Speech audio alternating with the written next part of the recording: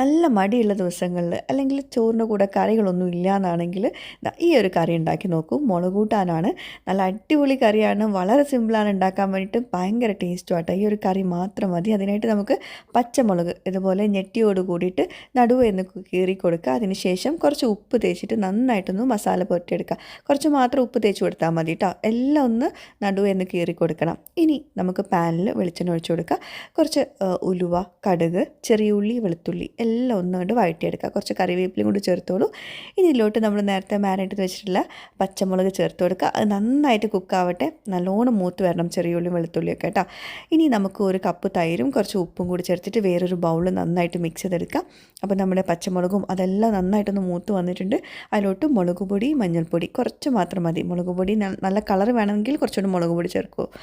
എന്നിട്ട് നന്നായിട്ടൊന്ന് കുക്ക് ചെയ്തെടുക്കുക. എന്നിട്ട് ഈ തൈരിലോട്ട് ഇതുണ്ട് ചേർത്ത് കൊടുക്കുക. നന്നായിട്ട് കമ്പൈൻ ചെയ്യുക. എത്ര മാത്രമേ ഉള്ളൂ. നല്ല ടേസ്റ്റി ആയിട്ടുള്ള ഒരു കറിയാണ്. ഭയങ്കര സിമ്പിളാണ് ഉണ്ടാക്കാൻ വേണ്ടിയിട്ട്.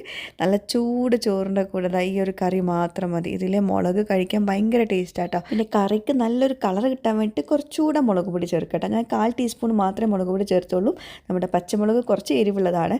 എന്നാലും ഈ ഒരു പച്ചമുളകിൻ്റെ എരിവും ആ ഒരു തൈരിൻ്റെ പുളിയും ഇതെല്ലാം കൂടി കമ്പൈൻ ആകുമ്പോൾ വല്ലാത്തൊരു രുചിയാണ്. എല്ലാവരും ട്രൈ ചെയ്യുക, ഫീഡ്ബാക്ക്സ് അറിയിക്കുക. Thank you.